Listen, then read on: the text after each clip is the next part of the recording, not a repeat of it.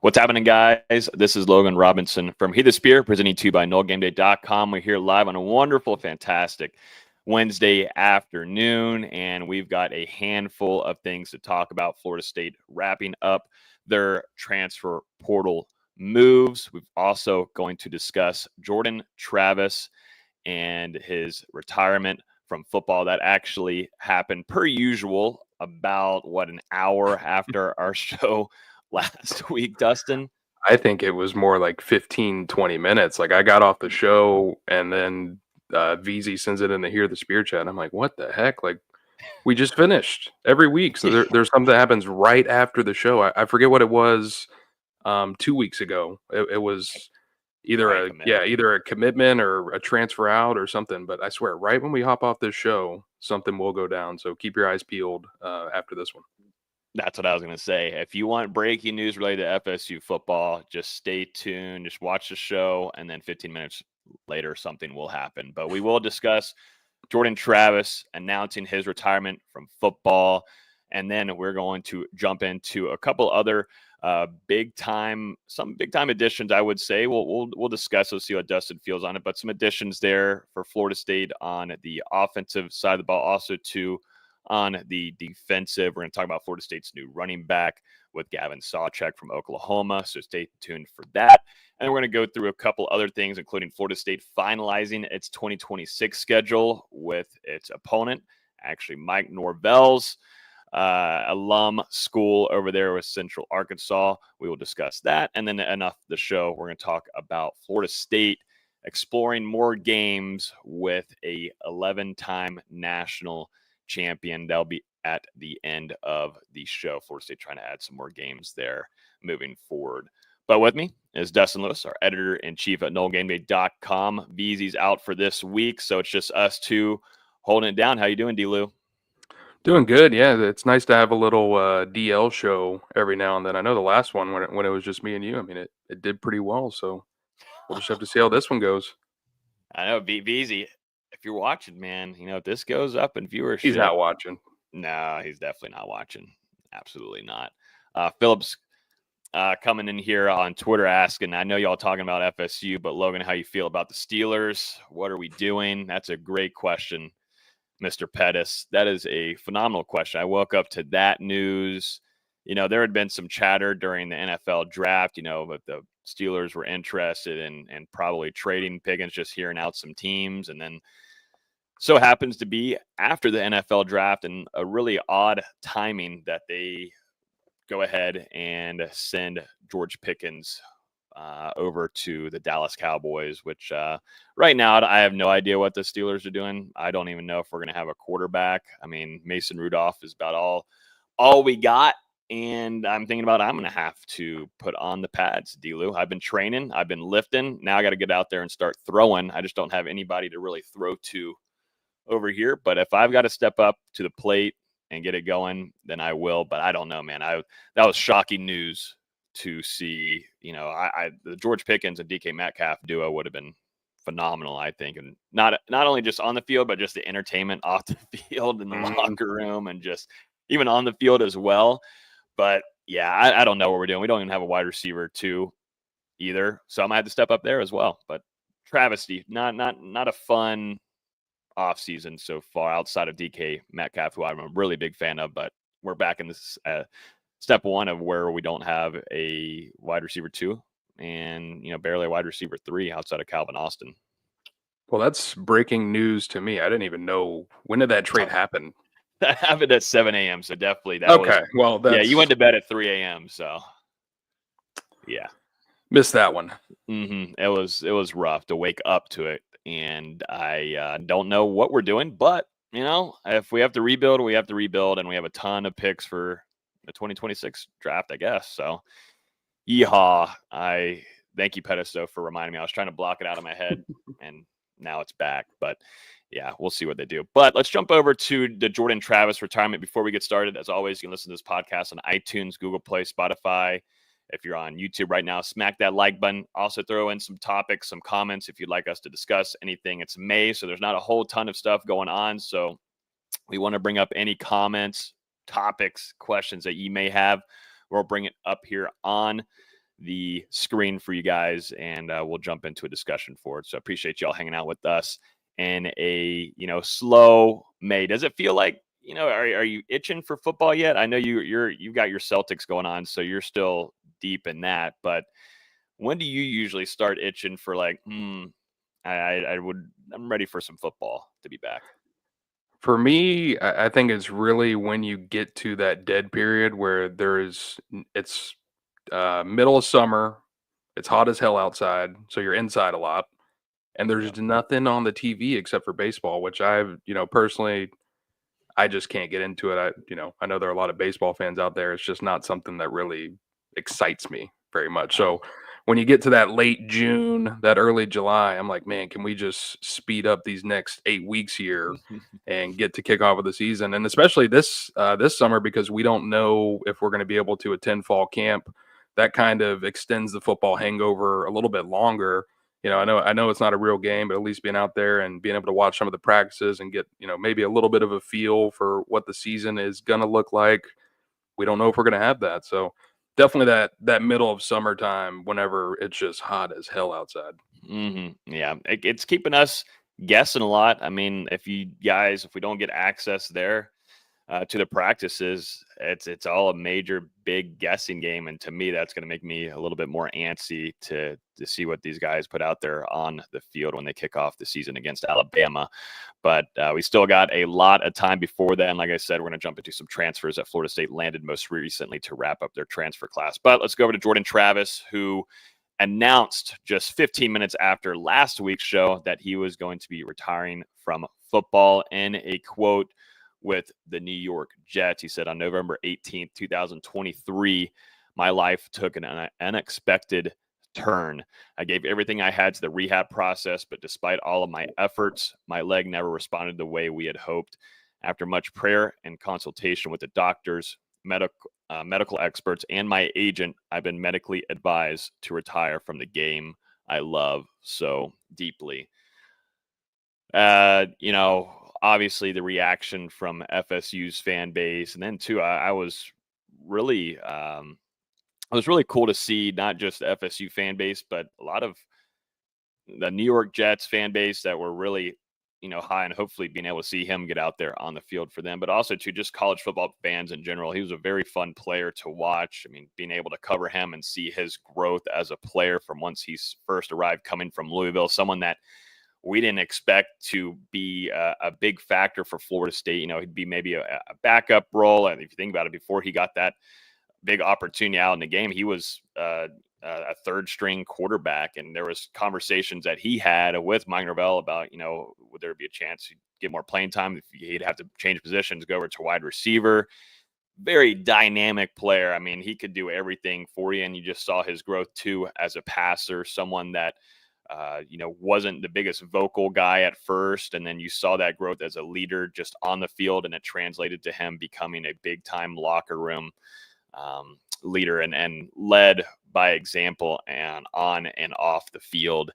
And to have that injury happen to him back against North Alabama in 2023, doing that instant reaction here, you were at the game, Dustin, but just the kind of devastation, you cover the guy, and we're trying to take it, try to be professional with it. And, you don't want to, you're just a fan of the kid though. You got to know him. You're pulling for him to do well, but just because you've seen the strides that he's made, and also has shown what he did to Florida State to bring them back to what Mike Norvell was hoping so it would be with this tenure. But when that injury happened, I think it hurt a lot of people, and even the people that are like you and I there covering the young man. It was a brutal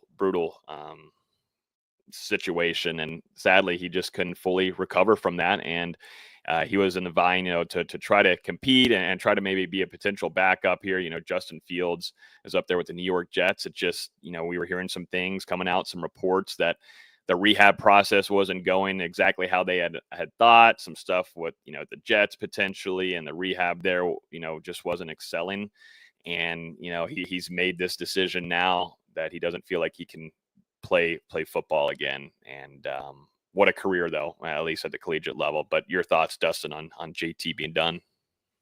Just brutal news, man. I mean, you think back to those 2022 and 2023 seasons, and you kind of talked about it, Logan, but the growth that Jordan Travis made as a passer, I mean, was simply remarkable. And we remember going into that tail end of that 2023 season. I mean, this was a guy who was a legitimate Heisman candidate and who was arguably playing the best football of his career and setting himself up for a future in the NFL. And then, you know, to make it even worse, it's senior day at Florida State against an FCS team, a team that Florida State's hoping to just get by, and then go to Gainesville the next weekend and prepare for the ACC championship. And, you deal with a brutal blow like that. And, it's just been unfortunate. We've been following Jordan's recovery, and, he's done everything in his power to try and get back on that field and, rehabbing, working his way back. And for whatever reason, that injury, it just hasn't responded like he said, the way he wanted it to. And man, it just sucks to see a guy who, poured it all in at Florida State. And not only that, but, such a great person as well off the field. I mean, not just a great player, but a really good person and someone who enriched the Florida State community while he was here and is still celebrated whenever he is back in Tallahassee. So, you hate it to happen for anybody, but, especially a guy like Jordan Travis, who has went through the adversity, done everything he could to come out the other side of it, and still takes an unfortunate break like that. So, we'll see how things go, but it sounds like he is going to get some sort of injury settlement with the Jets, and he'll still be able to receive some of that rookie contract money, and that'll be something to keep following here in the future. But, just hope Jordan, with whatever he decides to do, but, if he does decide to go into coaching, I think Florida State, they've definitely got to get him back into Tallahassee in before some Kenny capacity. Gets him. For Dillingham. He's going to be a hot prospect in the coaching ranks, I think. And, with what he's done at Florida State, it would only make sense for him to be back in Tallahassee to begin that next chapter of his career. And I go back to, I mean, he put a lot into FSU. He decided to come back, for another season after a really good growth year that he had the year prior, breakout season that he had.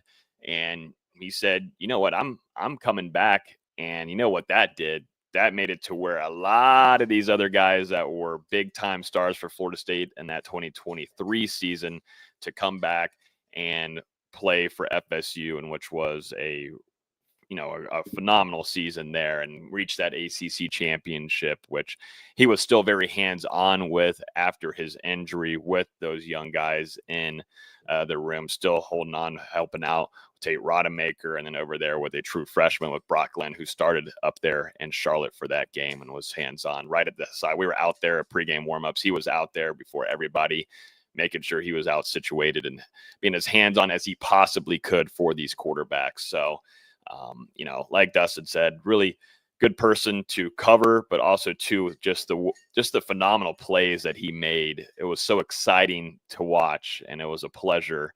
And I will say a lot of FSU fans I think they found out last year how spoiled, absolutely spoiled all of you were and we were with Jordan Travis being on that roster. Definitely. I mean, yeah. Also too, guys like, like Trey Benson, I just think go instantly to the offensive line and what Jordan Travis was able to maneuver and do. And those stat lines, I've got some things right here on my notes.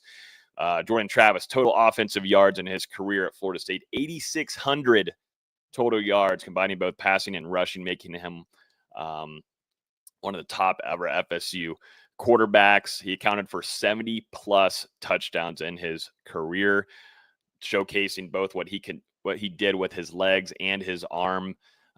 He threw for 6,000 yards during his time at Florida State and racked up over 1,700 rushing yards, the most by a quarterback in FSU history. Just absolute killer of an athlete, D-Lo.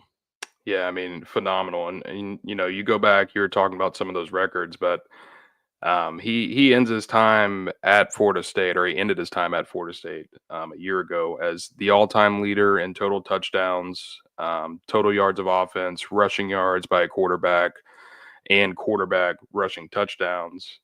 the only player in program history to be ranked in the top 10 on the Seminoles career passing touchdowns and rushing touchdown list. And I think even more impressively, finished his time with 28 victories as a starting quarterback, which is tied for number 2 in program history. And you think about the state of the Seminoles whenever Jordan Travis arrived in Tallahassee in 2020 and 2019 to when he left in 2023. I mean, he did so much to enrich this program. I mean, both on and off the field, and really give Florida State fans something to enjoy again after, some really tough seasons to watch at the end of the Jimbo Fisher era, into that Willie Taggart era, and obviously early on in the Norvell era and last year. Yeah. Yep. So JT, hey, we got to get you on the pod, man. We would have a really fun show just going through his timeline, even going back to high school as well. We got to remember he was a transfer. That's something that Mike Norvell, we'll see what this transfer class does, but something he was very successful with. If we kind of forget, Jordan Travis is your number 1 there with Jared Verse and some other guys like Keon Coleman, Johnny Wilson, Jermaine Johnson. That JT's number 1. But that was actually from Willie. Was that JT was from Willie, correct? Yeah. Okay. So shout out Willie. There we go. 2019. Yep. There we go. Willie knows the transfer portal, man. Well, sure. but let's reflect on that. I mean, Jordan didn't play until after Willie got fired. Yeah. And then he comes in on the road in that Boston College game and lights it up with his legs. And you're like, wait, why didn't we play this kid the first 10 games? Yeah. Why do we not? Yeah. So best of luck to JT and, wherever he heads next. But I would imagine he's going to be on sideline or somewhere of some capacity, because it was just really impressive to see what kind of leader he turned into. And that can take you far in a lot of different career paths. And how about the bond, from that Florida State team? Because we saw Jared Verse, Trey Benson, Jermaine Johnson, countless other guys who all played with Jordan at Florida State. And then, I mean, some really emotional statements from those guys, seeing their old friend and teammate, have to retire from the NFL. Really cool. Really cool. Let's jump over to some transfers here, everybody. We got some offensive guys along with a defensive player as well that Florida State landed since we last recorded on here, the Spear. Let's start off with the running back, and interested to get your take on this one, D-Lou, with Oklahoma transfer running back Gavin Sawchuk. I think we were mentioning him in the last show. Yep. And kind of gave everyone the rundown on him, but Florida State does end up landing him. He is a redshirt junior with 2 years of eligibility remaining. He was injured in 2024. He posted 128 yards and 1 touchdown on 39 carries last year. He had his breakout season, though, in 2023, where he had 744 yards on the ground, 9 touchdowns, and earned an all Big 12 honorable mention. His career totals are 977 yards, 11 touchdowns, 23 receptions for 130 yards. In 23 games, he had 11 starts throughout his career, but Florida State was recruiting him out of high school, and during his high school days, he was rated as a 4-star, eventually going over to play for the Sooners. What's your take on this get? And, what does this mean for the running back room after we've had a big discussion on this show, D-Lou, during the spring, that just didn't feel like that running back room really stood out, or there was no one outside of maybe, Jalen Lucas, and Roydell was dinged up, but it seemed like Roydell and Jalen Lucas were really the primarily ones mentioned, maybe outside of a guy like Samuel Singleton.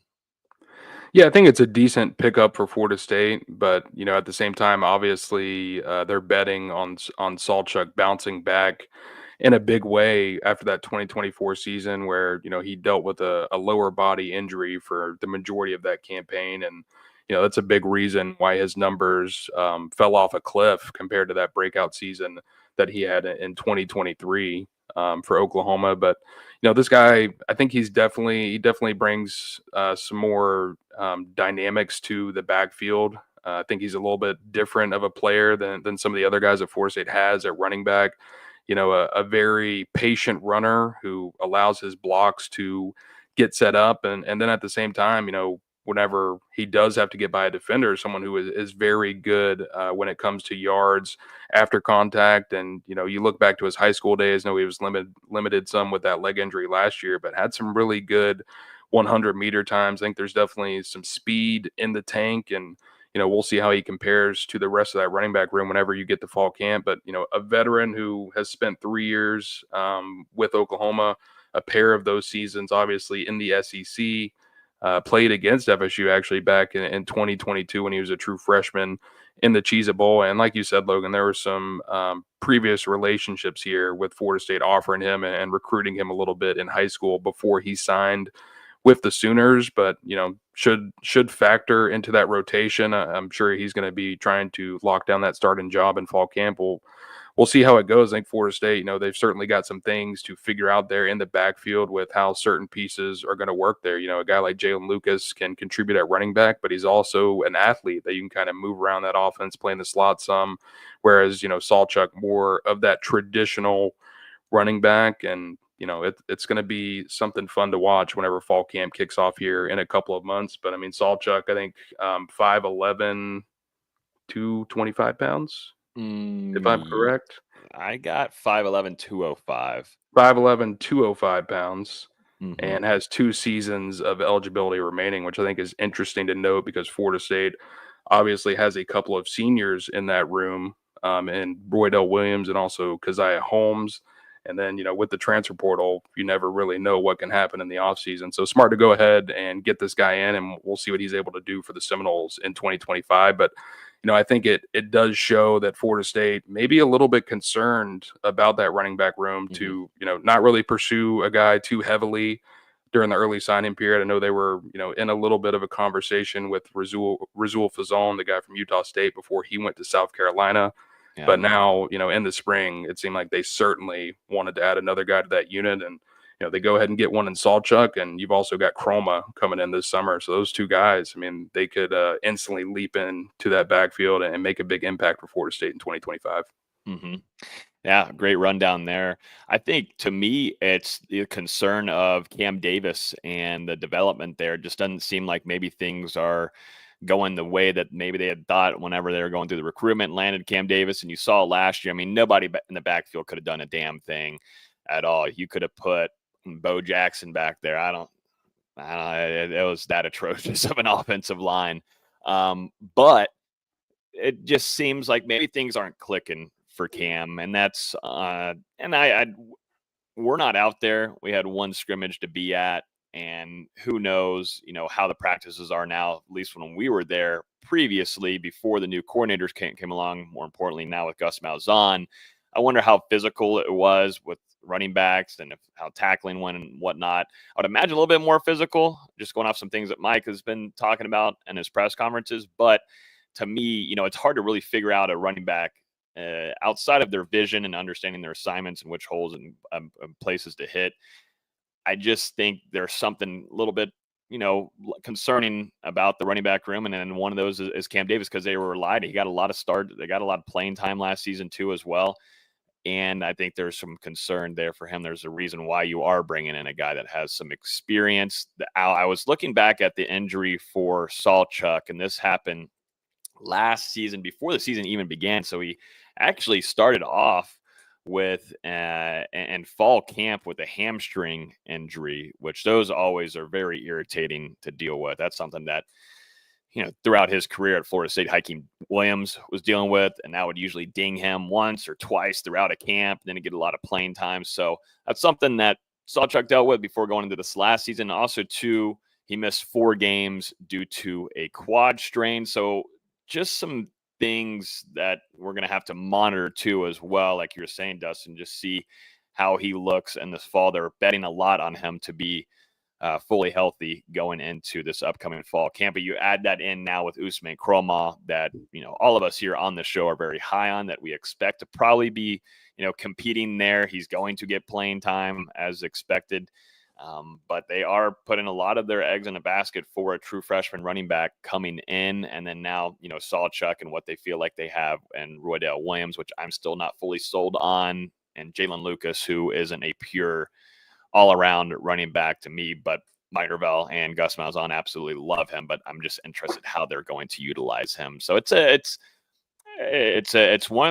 for the first times in a while going into a season where I'm not sold on a running back room, and that hasn't happened yet under Mike Norvell with David Johnson as the running backs coach. Yeah, I think even with Florida State adding Sawchuk into that running back room, there's still just some skepticism for me. Sawchuk coming off that injury season, Roy Dell was banged up for the majority of 2024. Jalen Lucas, same thing, knocked out in the second game.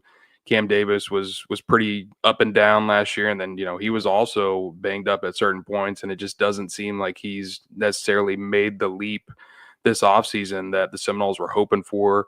Vision still a big thing that he needs to improve as a running back. So yeah, I'm just not getting the warm and feelies from this running back group right now, but we'll see if maybe that changes a little bit in fall camp. And obviously things tough on the running back room last year with that offensive line, and then same thing during spring practice with a lot of guys either along that starting lineup or in the two deep who were banged up and missed time during spring. So I'm sure that didn't make anything easier on those running backs, but need to see more in fall camp.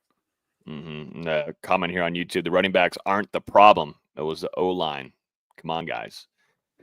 I think it's both. The O-line's the bigger problem. Yeah, but I don't think the running backs are an elite position group or anything for Florida State. No. Yeah, there was opportunities for Cam Davis and others too that weren't taken advantage of. Whenever there were some rare times last season when their offensive line had their blocks, there were times where Cam Davis completely did not see the vision and wasn't hitting. And it wasn't just Cam Davis; it was a handful of guys. But I mean, it was very rare. But yeah, the more number one is O-line. Number two, but the thing is, that's what happened last year, and it doesn't seem like we're seeing an improvement throughout spring of things that we're hearing, what we're hearing specifically from Mike, and then what we saw at that one scrimmage that we were at. So that's why it kind of leads us into, and there's a reason, why they just brought on Gavin Sawchuk. Yeah, that's why right there. So let's jump over to a wide receiver, though, that Florida State added a veteran here from UNC. We'll run through these pretty smoothly here as well. But Gavin Blackwell is coming from the Tar Heels, leaving Bill Belichick. Maybe that interview that he did with, what was that, Sunday Morning CBS or whatever it is, freaked him out a little bit too much and said, "Get me out. I'm out of here." But he is headed to Tallahassee. He spent 4 seasons at North Carolina. He signed as a 4-star recruit in 2021. I believe he and Sam Howell were there along on a ton of visits to FSU whenever Sam Howell was committed to Florida State. So we're going way, way back. But in 2023, he played 4 games and had 4 catches for 43 yards. His best season came in actually 2022, 3 years ago. 18 catches, 239 yards, and 1 touchdowns. His career stats, everybody: 29 games, 7 starts, 31 catches, 448 yards, and 1 touchdown. A drop rate, though, of 13.9%. Thoughts on this pickup here, D-Lou, real quick? I think we all, well, you and I, will agree this is just adding in a mix of depth and adding experience to what you lost through the transfer portal and trying to just get somebody there that can be a potential 3 or 4 wide receiver for you. This is what happens when you're left scrambling in the transfer portal. I mean, Florida State, they were searching for a wide receiver to add to this room. Obviously had the trio of departures that Logan just mentioned, with the main one, I mean, being Hakeem Williams, a guy who we never really got to see reach his true potential in Tallahassee. But anyway, Florida State, kicking the tires on pass catchers in the portal, put out a couple of offers, and, at least missed on their top 3 options. We talked about it a little bit last week, but San Jose State's Trayshawn Hurry signs with Louisville. Then you've got BYU's Keelan Marion, who signs with Miami, and then Florida State able to bring in Cincinnati wide receiver transfer Tony Johnson for an official visit, the last trip before his decision. But then Johnson also decides to commit to Miami, and that left Florida State, I mean, not really a lot out there in the portal at this point that can make a major impact for, a Power 4 program like Florida State. But they needed somebody. I mean, even with the addition of Blackwell, 9 of the 12 wide receivers on the roster are underclassmen, and all of those players are either going into their first or their second season at Florida State. And then you look at the experience that you do have, and guys like Deuce Robinson and Squirrel White, and they just got to Florida State in December. So this wide receiver room, Blackwell coming in with just over 400 yards receiving in his career. He's already the third most productive receiver on Florida State's roster. Do I love the pickup? No, I do not love the pickup for Florida State, but we'll just have to see. I mean, this is another one where you're banking on a guy bouncing back and being able to contribute for you in 2025. Blackwell, guy who dealt with various injuries during his time at North Carolina, but he's another one where, you look at some of the stuff that he was able to do on the track. He's a potential burner, a deep threat, someone who can, get by the defense and make some big plays for you downfield. I just dropped my phone. I thought an earthquake just happened. I was like, shit, East Coast earthquake. But, I mean, they're banking on this guy bouncing back, and, we'll just have to see. It's an inexperienced wide receiver room. Florida State obviously high on what Deuce Robinson and Squirrel White bring to the table, but both of those guys were banged up during spring camp. And, it was really guys like Javon Boggs, who I felt like we were hearing a ton about throughout spring practice. And the wide receiver room, I mean, to me, like the running back room, I'm a little bit concerned about it going into fall camp, and it's going to be big for some of these underclassmen. You think about a guy like LaWayne McCoy or Elijah Moore, even guys like BJ Gibson and Mekhi Danzy, who were a little bit limited during the spring because they were bouncing back and forth between their respective other sports. Gibson playing baseball, Danzy absolutely killing it on the track. By the way, third fastest 400-meter time in Florida State history. So they need some of that young talent to, really step up in a big way in fall camp and show that they're ready to be legitimate contributors for the Seminoles next season. Mm-hmm. I don't think it's like a pickup to where you need to be, mad about it or whatever. In Gus Malzahn's offense, let's be straight up. It's really one, maybe two, wide receivers that are going to get most of your action. And that's the case because Gus is going to be very focused on the run game. And that is going to be a lot of your offense. But, for experience wise, that helps you bring in a guy from North Carolina that has that a little bit. But, to me, I'd like to see where now a lot of these younger guys get some more burn earlier on. Like we just had a good spring we heard of from Javon Boggs that arrived. We've heard some really good things about Elijah Moore, maybe still taking a little bit more time to get down the system of Gus Malzahn. But that's why you have a spring and then you have another fall. But you see the tangibles, you see the physical attributes, the determination, the mentality that a guy like Elijah Moore has. And you also have LaWayne McCoy, who was a little hindered during the spring as well. So you have some, you feel good about some of those younger guys. So you need some experience too, as well in that room. So I'm not too mad about there's nothing to be, mad about the pickup, but, was there some other options beforehand that might've had some more experience, some more playmaking ability for you?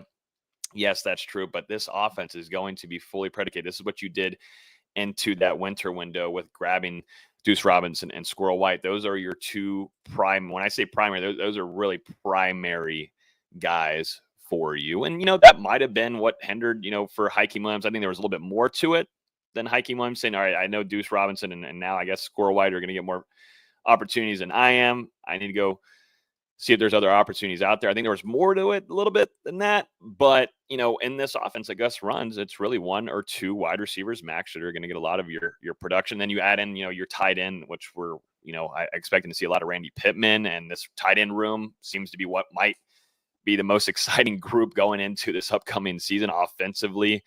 Just coming out of the spring and hearing some good things. So experience coming in, just kind of is what it is type of deal. You'll take it. Yeah. I mean, but at the same time, it's just frustrating that Florida State wasn't able to hit on some of these other, top transfer portal targets that we were mentioning a couple of minutes ago, especially a guy like Tony Johnson, who you're able to get on campus for the last visit. I mean, you've at that point in time, you've got to close. And instead, Miami takes another wide receiver from right under your nose. Mm-hmm. Yep. No bueno, amigo. Let's jump into these last two real quick. We'll jump into these. Florida State landed an offensive lineman, Vanderbilt transfer Joshua Raymond. He's a redshirt freshman, practically just a freshman coming in for you with 4 years of eligibility remaining. He had a 2-day visit to Florida State and committed to Herb Hand. Mike Norvell, he was a 3-star recruit in the 2024 class. He had some offers from places like Stanford, Kansas, Liberty, USF here down in Tampa, FIU, and Marshall, but did not play last season. And a guy that is more of a versatile offensive lineman. He's listed at 6'4", 298. And then I want to jump over real quick, Dustin. We'll just run through both these guys. Jarvis Boatwright is a defensive back. He is coming from USC as safety. And he committed to Florida State. He was recruited out of Clearwater High School, also right down here, getting closer to home. He did not play last season at USC. He was recovering from an injury. Just looking at his high school senior stats, 102 tackles, 6 pass deflections, 1 interception, 1 fumble recovery. But like I mentioned, just getting closer to home. He's 6'2", 195 pounds, and will have 4 years of eligibility, like I'd mentioned. That adds into a safety room that has Shaheem Brown, Earl Little Jr., Ashland Barker, Conrad Hussey, Edwin Joseph, and KJ Kirkland.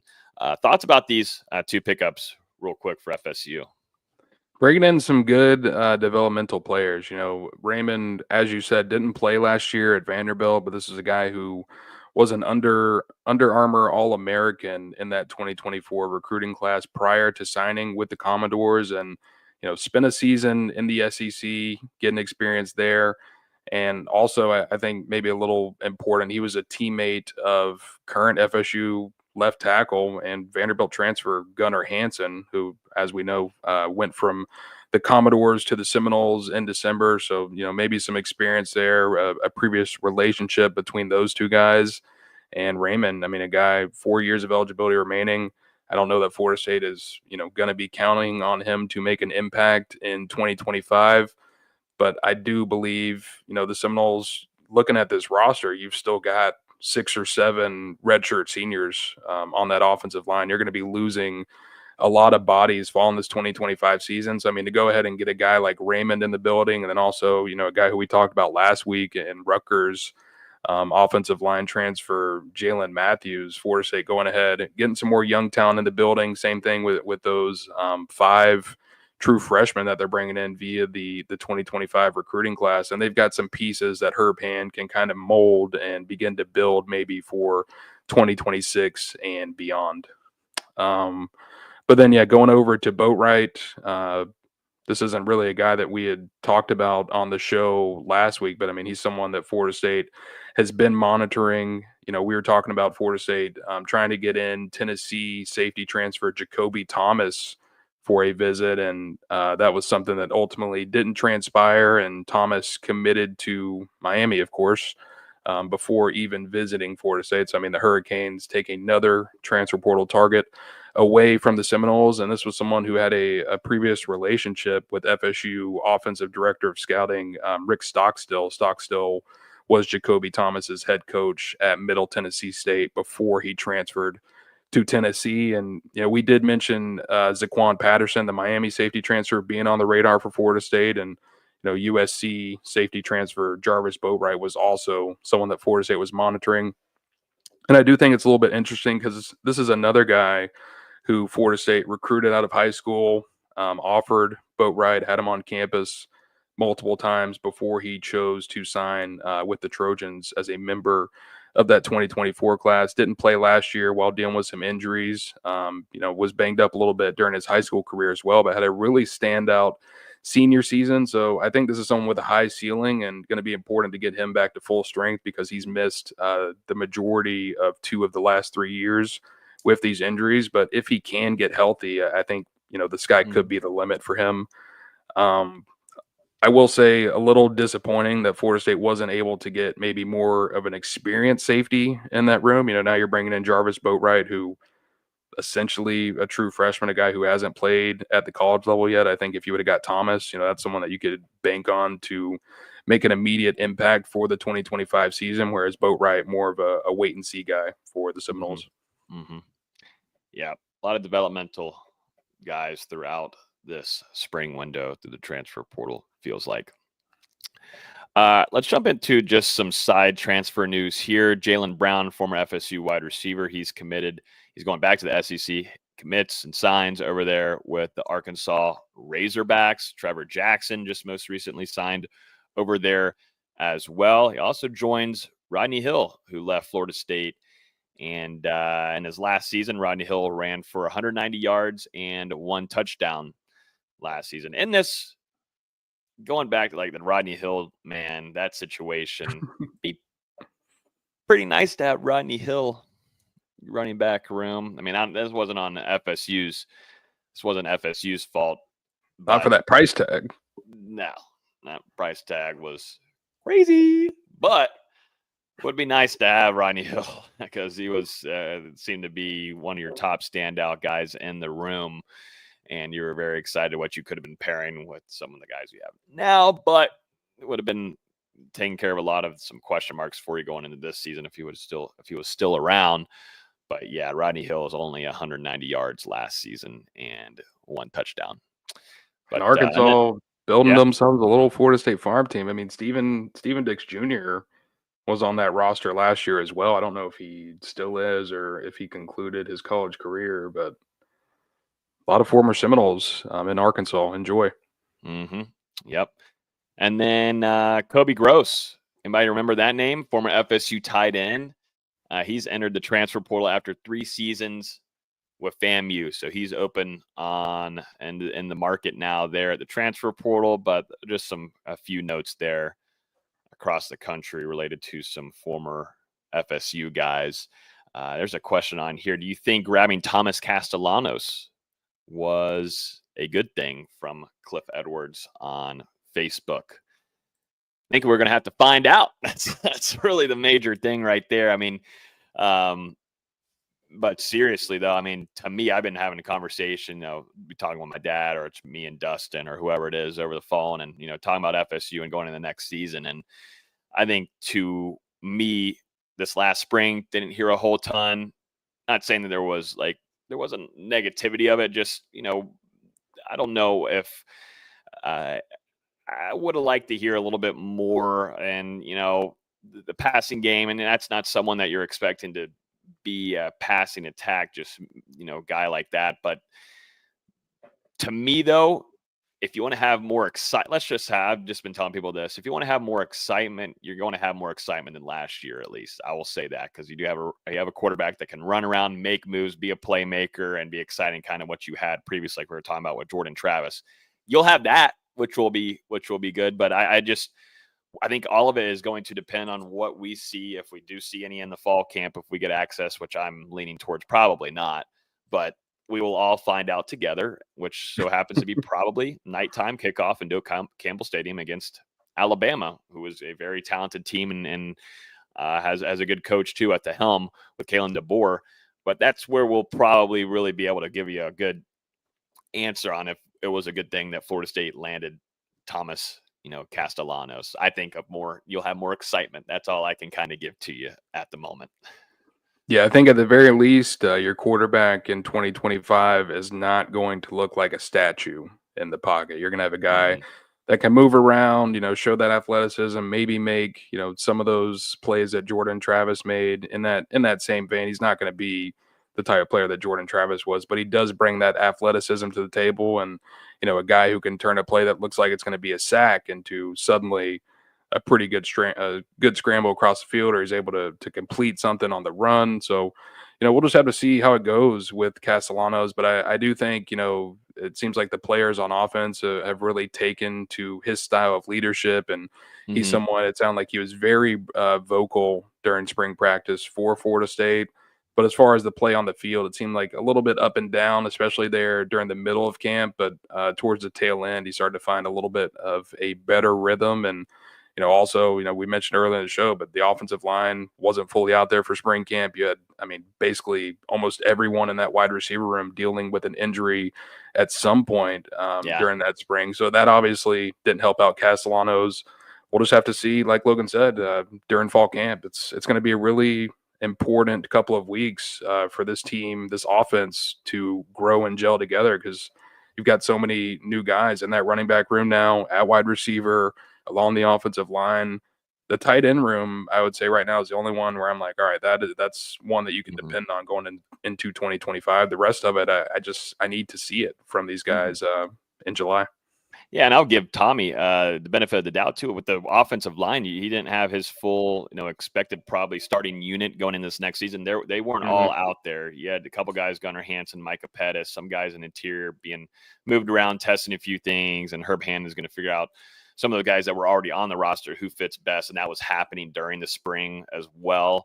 And then understanding the system, building chemistry. So there was a lot on Tommy's shoulders during this spring. So I think about that too. Like, I'm not expecting where boom, things should be just shot right out the cannon. Things are rolling well like that right off the bat. That's why, we'll see what happens going into this fall camp, which will be, like Dustin said, very, very important. Getting that starting offensive line together, building that chemistry, which will be huge, which hopefully will bring into a good effect for the running back room and that backfield. And man, it's going to be a big difference for having a guy with some vocal leadership, a guy that's very fiery from just things that we were hearing throughout the spring, very competitive, chirping a lot. It's kind of like having a Jared Verse personality, but on the other side of the ball. And I think that's really exciting. I think, like you were saying, Dustin, he's earned a lot of that respect just off of his leadership from just really just arriving and committing to Florida State and signing and seeing what he was able to do to help recruitments with Deuce Robinson and Squirrel White, which are your expected wide receiver and wide receiver 2 going into this season.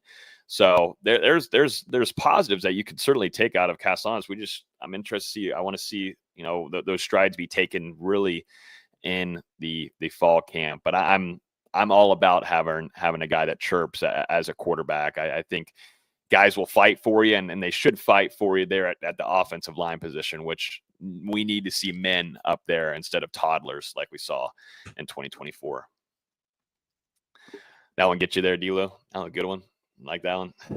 I'm just picturing Darius Washington as a toddler. No comment. Let's move on here. Last 2 things here that we want to note on for you guys before we wrap up this show. Florida State finalized its 2026 schedule, D-Lou. It's a big one. It's a biggie. Central Arkansas. Florida State is going to host them on September 26th, marking the first ever meeting between the 2 programs. FSU will pay Central Arkansas $450,000. Central Arkansas went 6-6 in 2024 under head coach Nathan Brown. Fun fact there, just telling you the head coach's name, Nathan Brown. If you didn't know that, now you know. But this is the more important kind of fact here is that Norvell was actually inducted into the Central Arkansas Hall of Fame. He was an alum there. Mike Norvell is ranked as the 2nd in school history in receptions and 6th in receiving yards. So now Florida State knows all of its opponents, 12 opponents in 2026. Their non-conference opponents are Alabama, which they will go face them, and Tuscaloosa. And then Central Arkansas, Florida, Notre Dame. And then also to your ACC games are Clemson, NC State, SMU, Virginia, and your ACC away games are Miami, Louisville, Pittsburgh, and Boston College. This is a tough schedule. They needed a team like Central Arkansas in there. I mean, man. Yeah. Whoa, you don't think Central Arkansas is going to bring it? Don't sleep on them, man. I don't know. Just hopefully Norvell is still the head coach to be able to go against them. I know. Speaking of that, that'd be a little awkward. It would be. It actually would be. Reese Williamson with a generous $5 bomb for us here on YouTube asking, what would it look like if Mike does turn it around? What would that be to you? I was literally thinking about this yesterday on my walk. I don't know. It's weird. I think about things like that, I guess. I personally pull for Mike. The one thing. What? Why are you laughing? Just talking about the weird things in your head on your walks. I have most of them do. I will admit it. And I don't know if it's just me or other people too listening.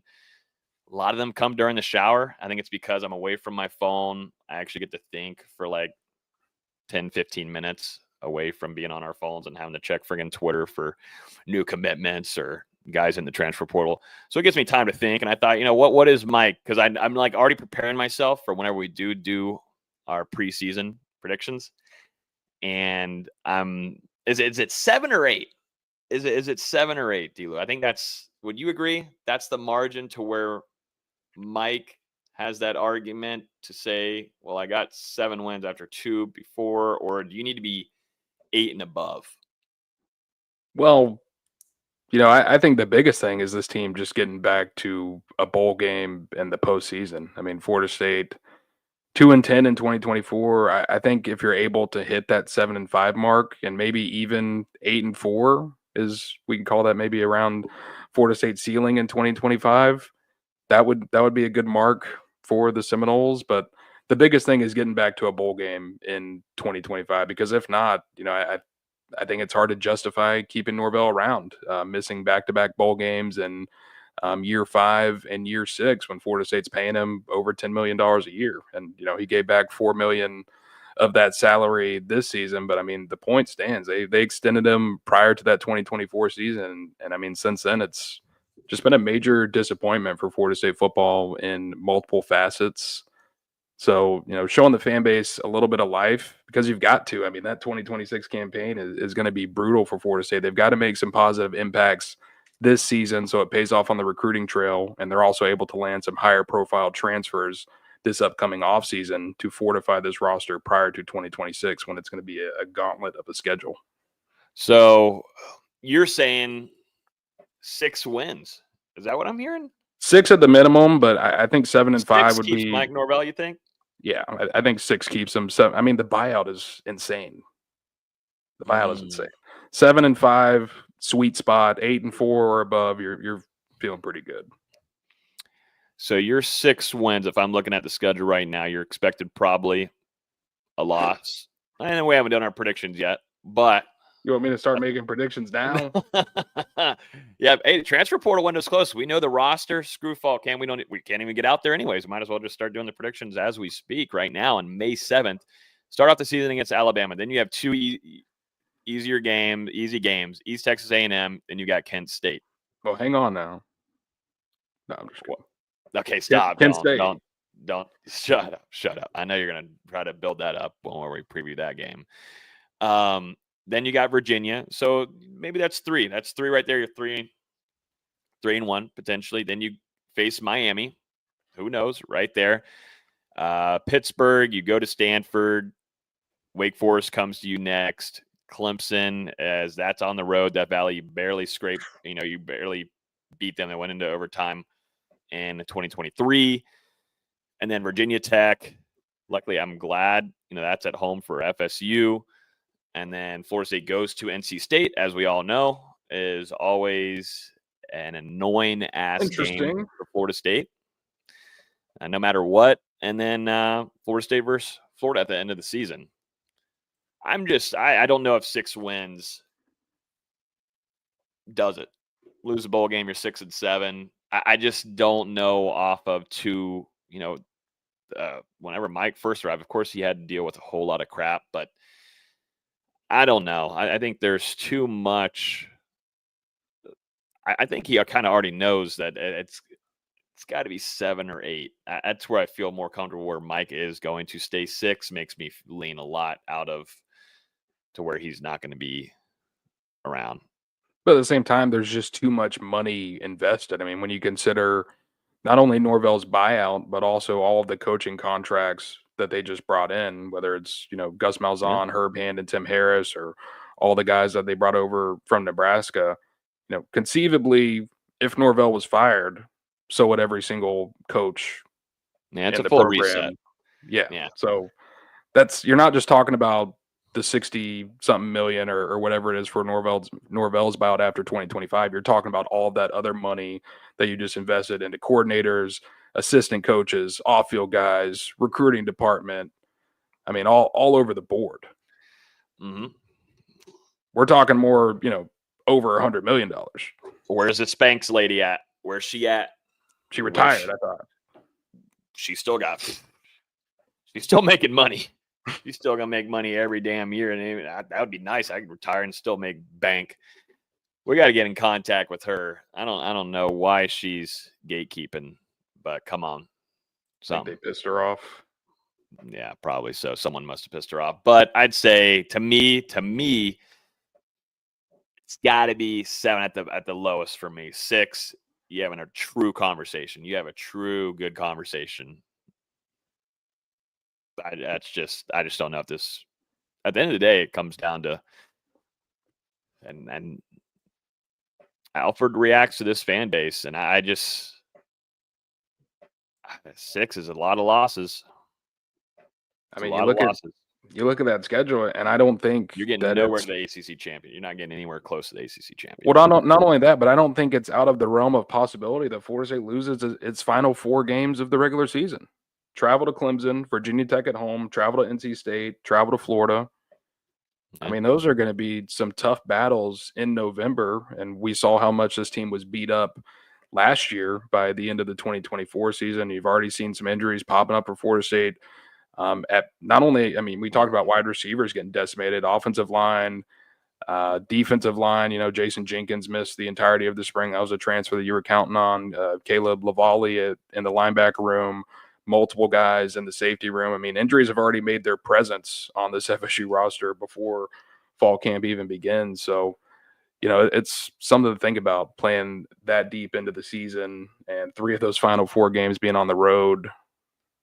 You know, it's going to be tough for Florida State. We'll see how it goes. I don't know. I didn't get to watch a single practice this spring, so I don't know what I'm working with. I need to see it with my own eyes. It's one thing to hear it, you know, from people who were there, secondhand information, whatever you have, but sometimes you just need to put your eyes on it yourself, even if you get it wrong, like, you know, maybe I did last year.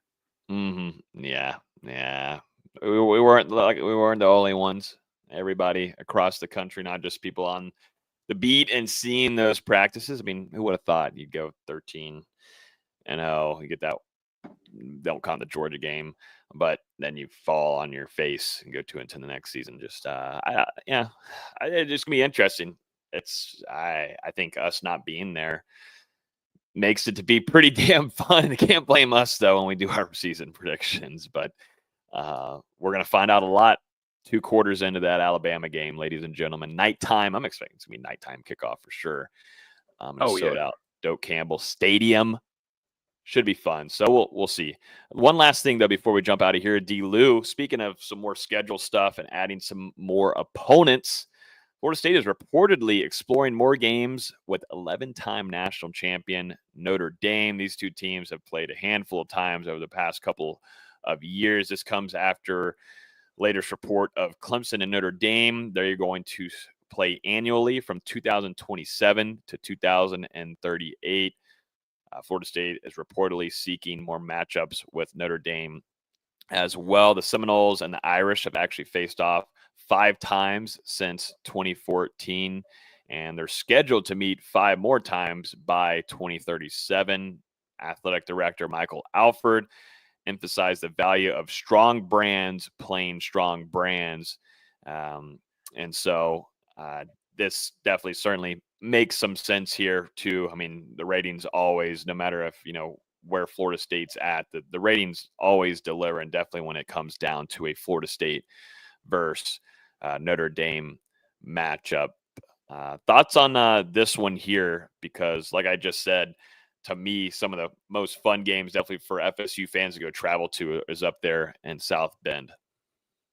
I think it's really cool, you know, two iconic brands playing each other more often on the football field. I mean, what could really go wrong? Obviously, Notre Dame would be a tough opponent for Florida State to play regularly alongside the rest of that non-conference schedule that, you know, obviously includes a game against Florida every single season. So, I mean, that would be 2 of your non-conference games, and yeah, I mean, it makes for a tough slate for FSU. But at the same time, you know, you've had some really fun matchups against Notre Dame in recent years. Not 2024, but, you know, you go back to 2021, Florida State was able to, you know, make that comeback, force overtime against Notre Dame and Brian Kelly. And then you got the iconic quote about Brian Kelly wanting to execute his team. But, I mean, even going back to the Bobby Bowden days, you know, when Florida State would go play anyone, anywhere, anytime. Some really fun matchups back in the day in South Bend against the Irish. And, I think it would be really cool to see these programs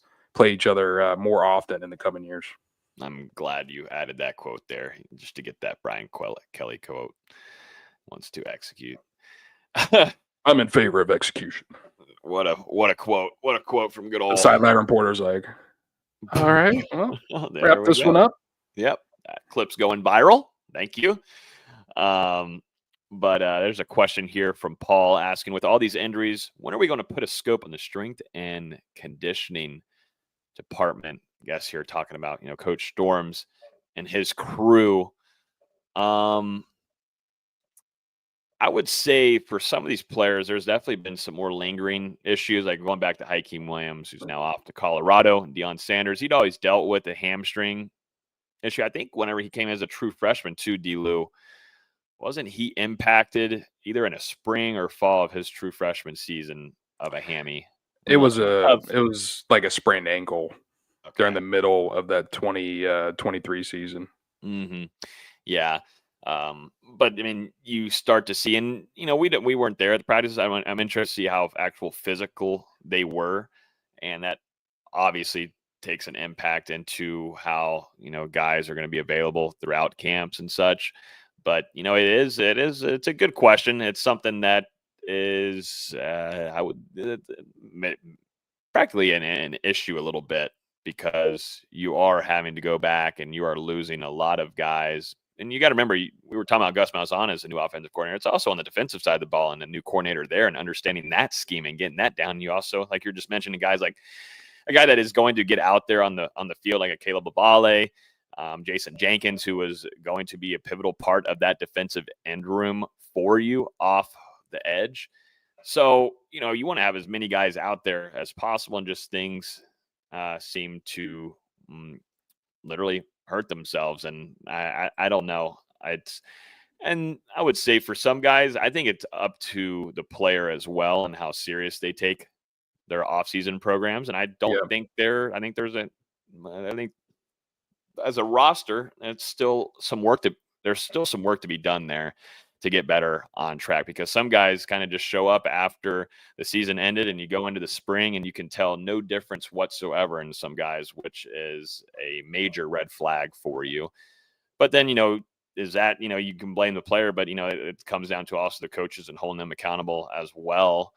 But we do see a lot of those guys, though, end up entering the transfer portal. And I don't know. It's an interesting conversation to be had. It's hard for me, to blame the staff for like the soft tissue injuries and things like that. Like a lot of that, and concussions, like a lot of that just comes down to just plain bad luck. And for whatever reason, Florida State, I mean, they've had a lot of bad luck these last 16 months or so since the college football playoff snub and everything. But the injuries, like the hamstring pulls, that's and the hamstring strains, that's normally a sign of someone being out of shape whenever you pull your hamstring. So, I mean, that is something that possibly could be attributed. I'm not saying it's the strength staff's fault, but, a guy being out of shape, that's typically why they pull their hamstring. So, I don't know. It's something definitely to think about and to explore maybe over this season, and we'll see how the injuries go and if Florida State maybe has some good luck on their side in 2025. Mm-hmm. Yes, absolutely. So thank you a ton to everybody in the comments. Being able to bring up these questions or topics is great for us, definitely when it's the month of May. Don't have a whole ton to talk about. I mean, we could have brought up Malik Henry going over there, heading to the pros. Come on.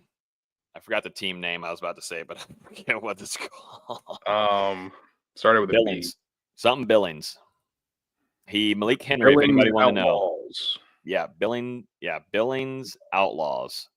He signed there with them, an arena football team, and they won the Arena Super Bowl championship last year. So Malik Henry's still playing football. So there's your fun fact here on Here to Spirit. It is May, not a whole ton going on, but we're going to keep you entertained as much as we can. But we deeply appreciate everybody in here with the comment. Great show. Appreciate it a ton. Thank you, too, for the $5 bomb earlier from Reese. Before you leave, though, if you're on YouTube, hitting that like button would help us a ton. It goes out there to more FSU fans and also show our videos and live streams up to you on your feeds as well. So smack that like button, trying to get to 50 for this episode. We deeply appreciate it. Y'all have a great rest of y'all's week, and we'll see you guys next week on Hear the Spear. Peace.